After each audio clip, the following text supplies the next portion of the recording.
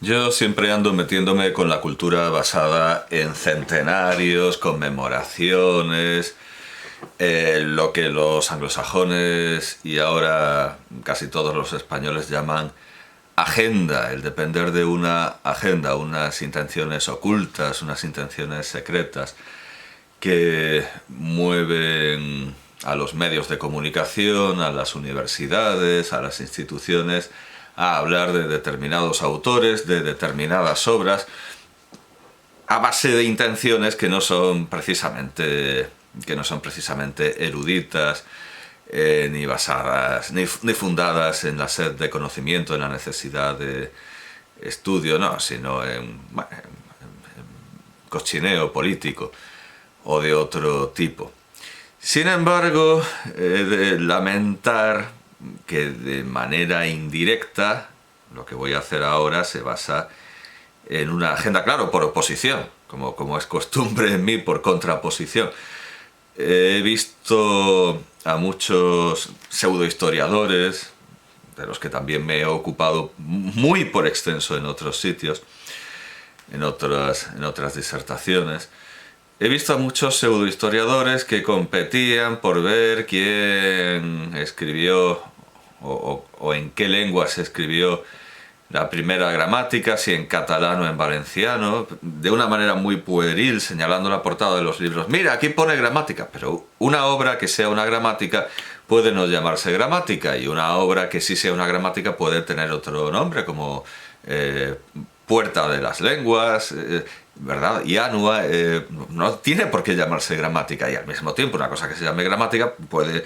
Gramática parda, ¿verdad? De Hortelano. Eso no es una gramática, a pesar de que en la portada pone gramática. Bueno, pues lo mismo que los catalanes y los valencianos, lo mismo que los pseudohistoriadores catalanes y valencianos, no extendamos esa mancha, esa lacra a toda la población.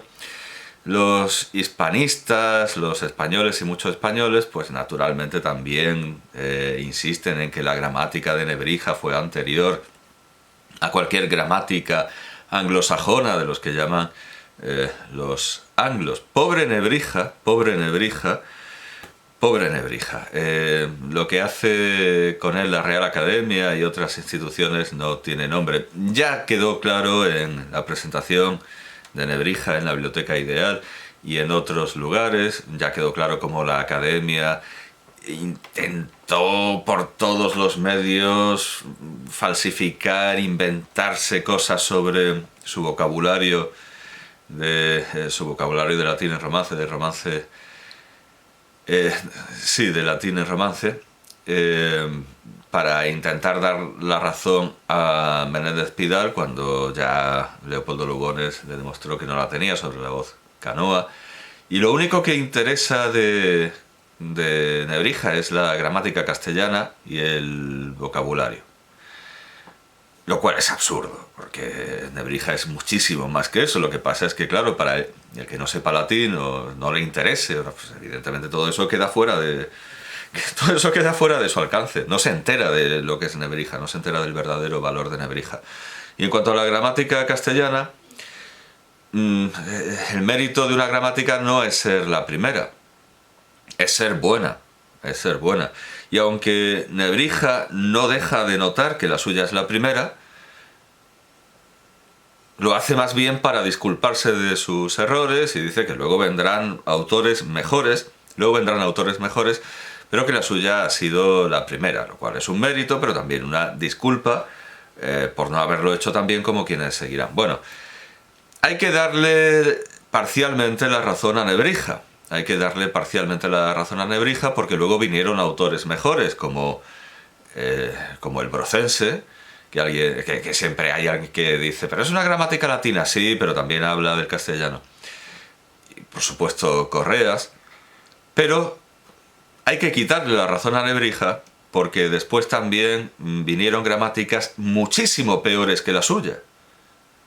La gramática de Nebrija, al lado de la gramática oficial de la Real Academia, esa gramática de 3000 páginas, es infinitamente mejor. Una gramática que dice partecilla por partícula siempre será mejor. Una siempre será mejor que una gramática que inventa a cada página 4 neologismos innecesarios nuevos. Claro, todos los neologismos son nuevos, perdón por la redundancia. ¿La gramática de Nebrija es buena?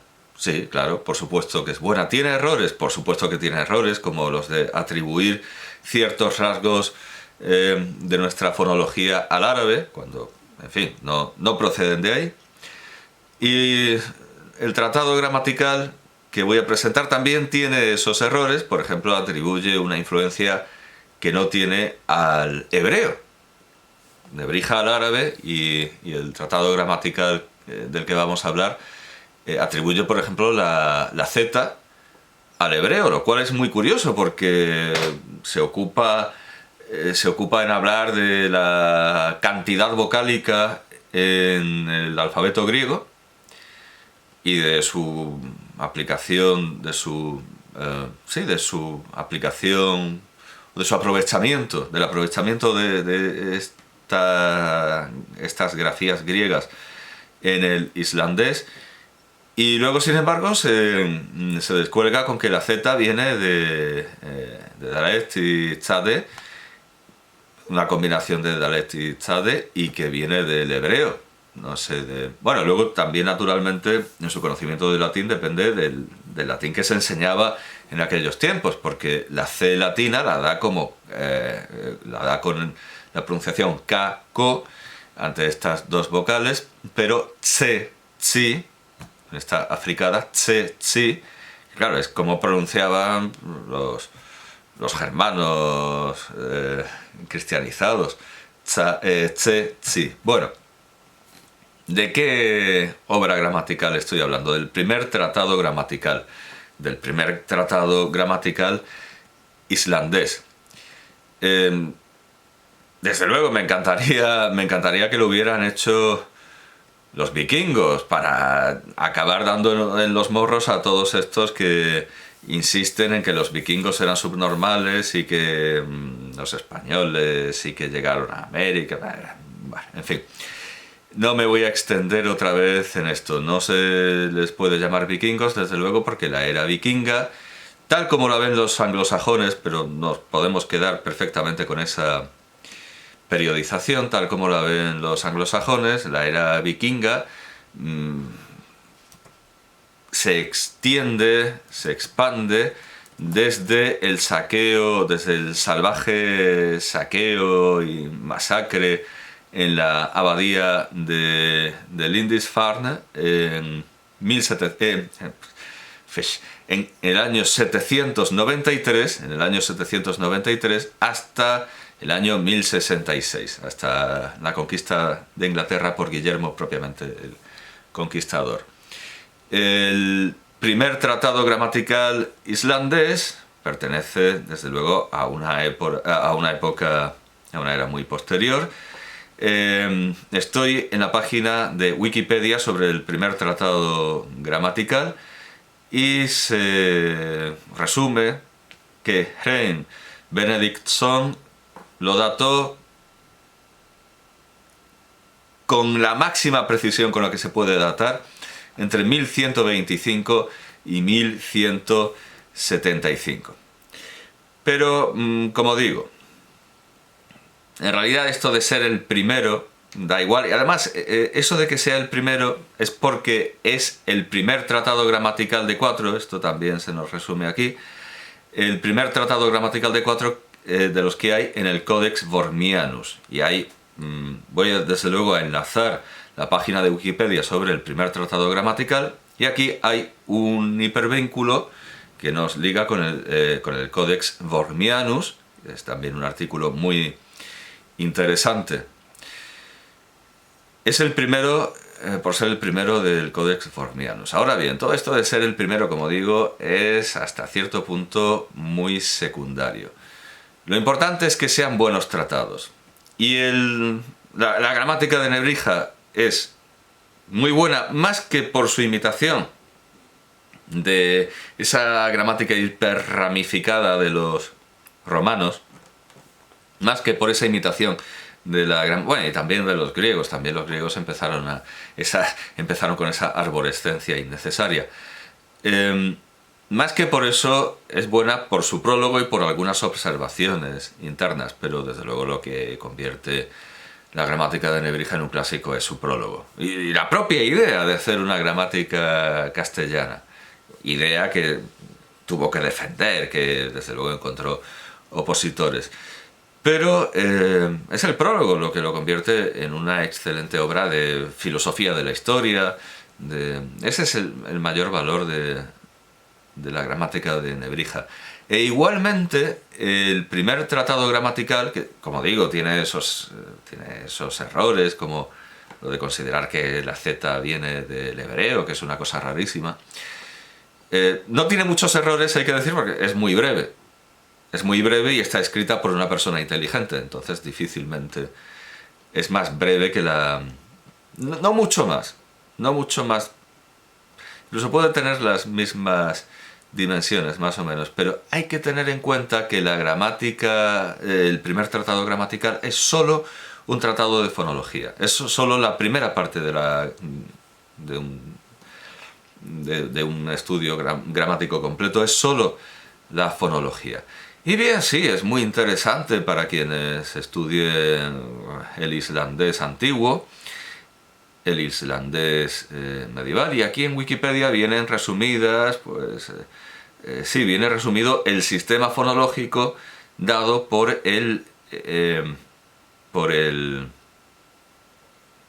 sistema fonológico dado por el primer tratado gramatical, e incluso viene su transliteración en el alfabeto fonético internacional. Sí, bueno, todo esto está muy bien, pero al igual que con el tratado de... Sí, desde luego nos ayuda a entender cómo se pronunciaba el islandés antiguo, aunque hasta cierto punto, porque como no podía ser de otra manera, muchas cosas las da por sabidas, a pesar de que en su prólogo, en el que como Nebrija también se tiene que defender de quienes vean que ese tratado es completamente inútil, en el prólogo se defiende de quienes le dicen, bueno, pero si yo sé cómo se pronuncia esto y puedo leerlo bien, aunque las letras no se correspondan con los sonidos, y él le dice...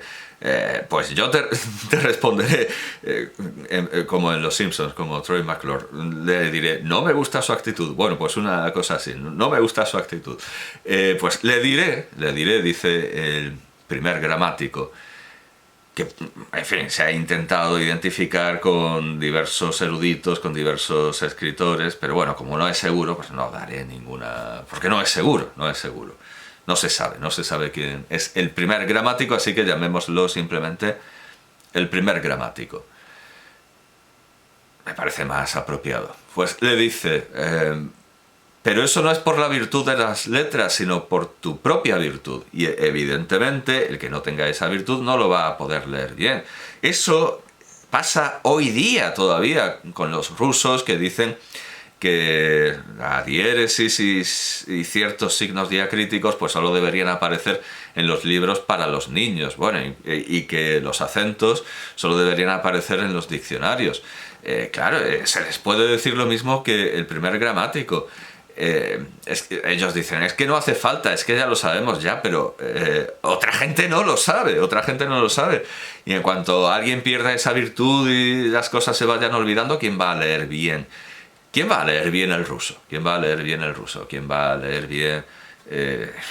Yéndonos a a ejemplos mucho más antiguos, el árabe sin vocales o el hebreo, ya que el primer gramático habla del hebreo. ¿Quién va a leer bien el hebreo? Pues la historia demuestra que nadie, porque luego tuvieron que llegar los masoretas a inventarse vocales.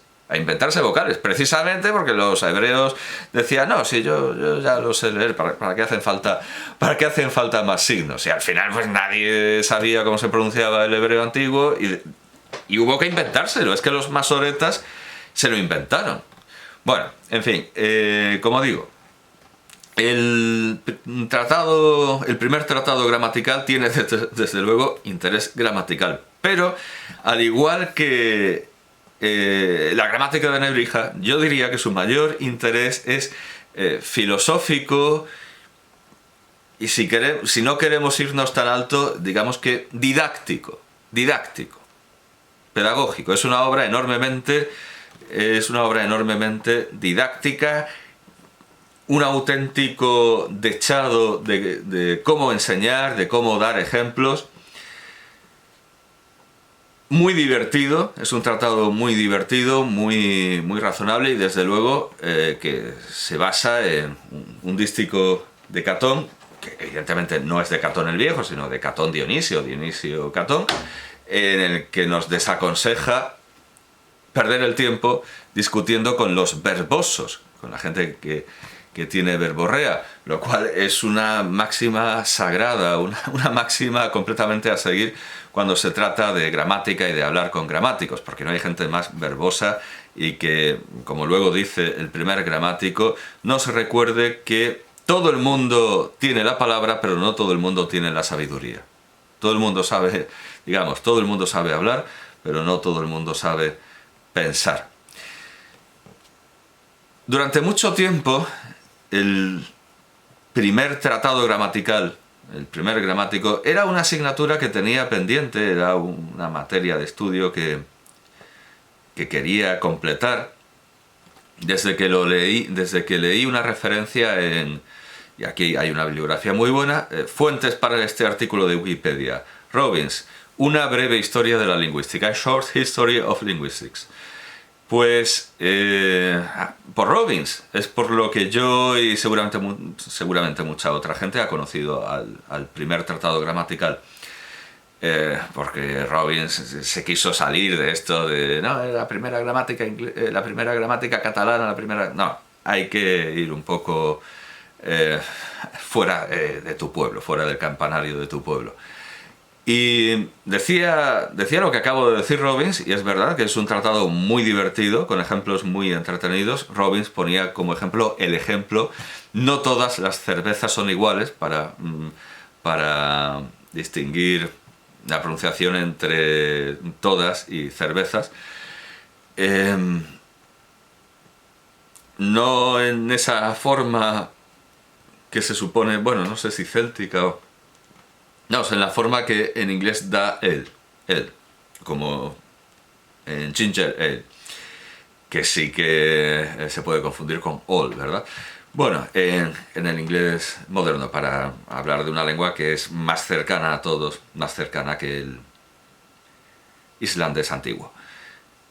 Bueno, luego da otras fuentes que quedan un poco fuera de mi alcance. Bueno, da una fuente que queda fuera de mi alcance, que es Bedfarson, Arnie Bedfarson, 1974, Henry Talestour. Bueno, pues, evidentemente lecturas en islandés se me escapan un poco, pero luego da una referencia muy interesante, muy interesante, muy importante: Richard Cleasby y Guðbrandur Vigfússon, en Icelandic English Dictionary de 1874, y da un enlace digital. Esto es muy interesante, pero ya habrá tiempo de tratar a Vigfússon y a Cleasby aparte. En cuanto a ediciones, que era lo que me interesaba, porque yo lo que quería era leer este divertidísimo y muy bien escrito y muy bien pensado tratado, yo era lo que quería, leerlo. Y entonces aquí se nos da una lista de ediciones y traducciones. La primera, de 1950, Einar Haugen. Es que realmente no sé, o sea, voy a fallar en la pronunciación del... vamos a ver de dónde... Era americano en realidad. Nació en Sioux City, Iowa. Pero eso es de origen noruego. Pues no tengo ni idea de cómo se pronuncia Haugen en noruego. Voy a pronunciar estos nombres como si fuera alemán, y supongo que Haugen. Pero no voy a decir Einar. Bueno, da igual, Haugen. Bueno, se escribe Einar Haugen, como el apellido como si fuera alemán, Haugen. 1950. Su edición se tituló First Grammatical Treatise, The Earliest Germanic Phonology, en Edition, Translation and Commentary. Vale. Y luego resulta que esta edición de 1900, esta edición del texto de 1950 tuvo una nueva edición en 1972, pero era el mismo texto que el de 1950. Pero ese mismo año de 1972, Hein Benedictson publicó The First Grammatical Thesis, Introduction, Text, Notes, Translation, Vocabulary, y facsímiles. Esto es muy, muy interesante. Y no es un libro, sino un artículo académico publicado en, bueno, aquí sí que viene como libro, University of Iceland Publications in Linguistics. Vale, volumen 1. Pero, y esto es lo interesante, porque por fin he podido leer, tenía unas ganas tremendas, y como digo, depende un poco de la agenda y de... Por cierto que por lo visto ayer, me dijo mi madre, emitieron un documental sobre Nebrija en el que salió el Real Colegio de España y su rector, su actual rector, Juan Gutiérrez, el doctor... el rector, ya claro, el rector Juan Gutiérrez Alonso, el profesor Juan, pero vamos, prima la condición de rector, sobre todo el rector Juan Gutiérrez Alonso, y bueno, me lo perdí, pero imagino que el documental, si era de televisión española, pues lamentablemente se centraría solo en la parte castellana, que sí, que tiene un valor enorme, por supuesto que sí. Por supuesto que sí, como digo, no solo es el primero, sino que es mejor de mucho de lo que ha venido, mucho mejor que lo que ha venido después, pero que Nebrija es muchísimo más. Yo desde luego, con lo que más he disfrutado de Nebrija, pero es personal, ha sido con su comentario de Persio. Pero vamos, es que Nebrija es oceánico, es centrarse solo en... Es que claro, quienes combaten por quien tiene la primera gramática son prácticamente analfabetos y no han leído... Si hay algo importante en las gramáticas, ellos no se han dado cuenta. Y como digo, lo importante en la gramática de Nebrija es su filosofía de la historia. Lo importante en la gramática de Nebrija es su filosofía de la historia, que desde luego contradice todo chauvinismo, porque bueno, cualquier historia seria ve que los imperios caen, que... Bueno, en fin... La edición del primer tratado gramatical. Por cierto, en cuanto a la edición, la mejor edición de Nebrija, yo recomiendo leer un facsímil. De hecho, las librerías París-Valencia vendían un facsímil bastante en buen papel, etc.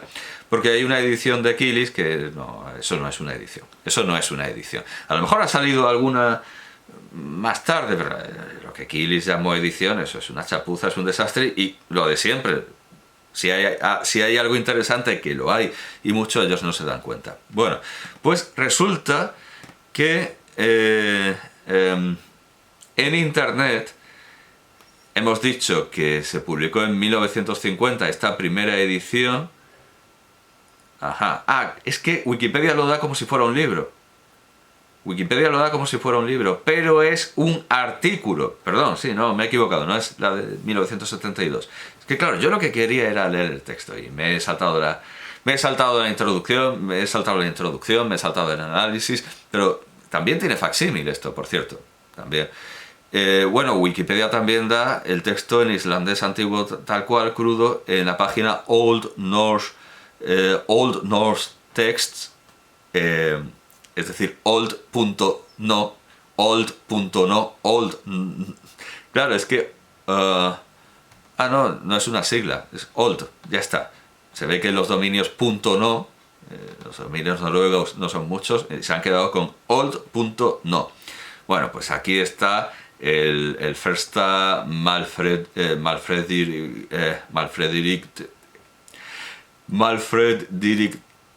Gerthing, madre mía, para que esto hay que ensayarlo. Malfredirik Gerthing, el primer tratado gramatical, pero como digo, viene en islandés así crudo y se me escapa. Esto se me escapa.